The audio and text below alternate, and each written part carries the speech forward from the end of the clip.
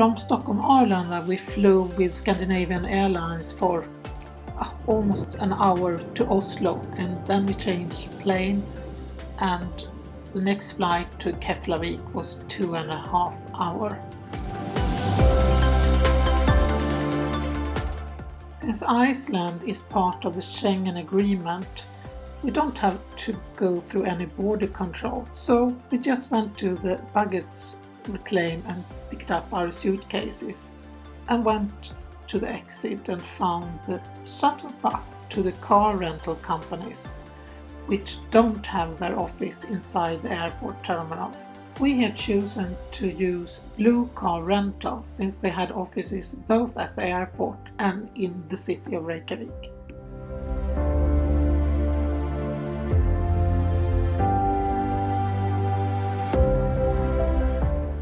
We did a short stop at the grocery shop Bonus to buy some lunch sandwiches, and then we drove down to the south coast.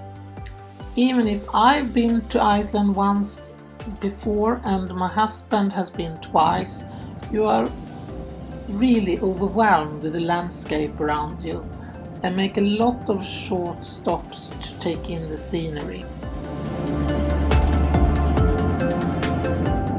We stopped at Gigvatnsvatn, or Green Lake, which is easier to say, which is a volcanic crater, and the green color is due to the high level of sulfur in the water and its depth.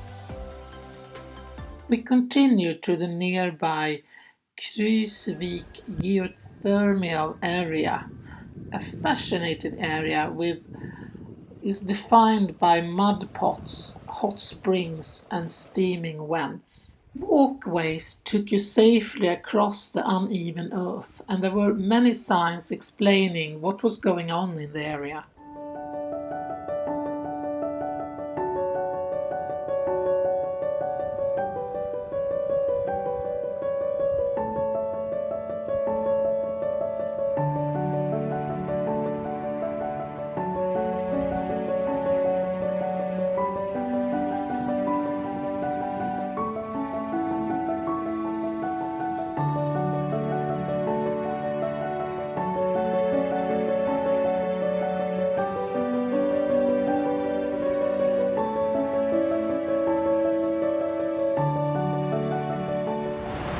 Next stop was at Urridafoss, which is very easy to access.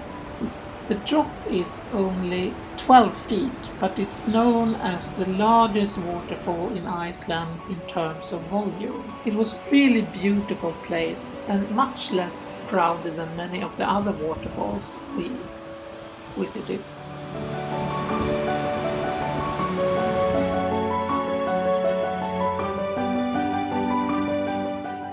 The name Urridafoss translates to salmon waterfall, and we saw some locals trying to catch a salmon. Seljalandsfoss is one of the most popular waterfalls in Iceland, and that's because you can walk behind the waterfall on a path, but be aware that can be a little bit slippery, and it's advisable to carry rain gear and good walking shoes. The water falls 60 meters, around 200 feet, into a pool.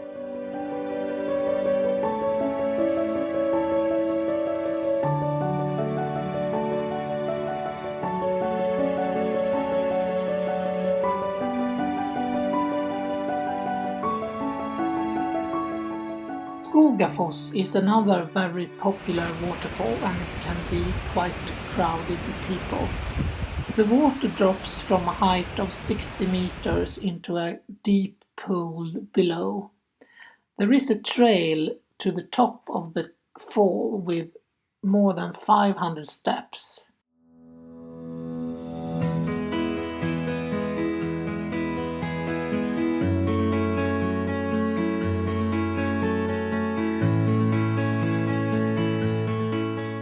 After a long day of traveling and visiting beautiful sights, we drove to Vik and had dinner at the Black Crust Pizzeria. A little bit pricey, but the pizzas we had was to die for.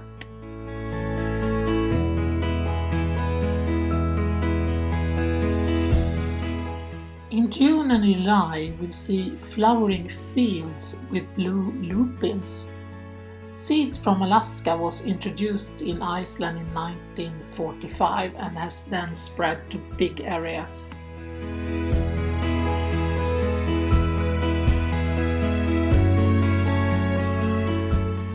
We ended the day with a visit to Reynisfjara, black sand beach, and during the evening it's much less crowded. You need to be careful and keep safe distance to the crashing waves. The basalt cliffs that stand in the sea are known as Reynisdrangar sea stacks. According to Icelandic legend, they were once two giant trolls who attempted to drag a ship onto the mainland but was unsuccessful and was turned to stone by the sunlight.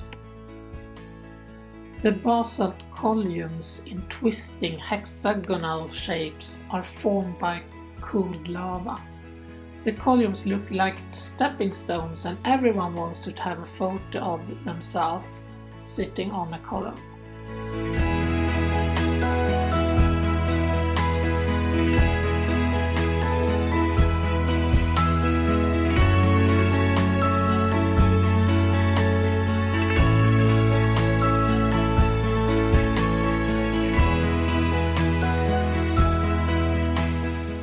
For the night we stayed in a guest house on a sheep farm very close to Dyrvalli Island.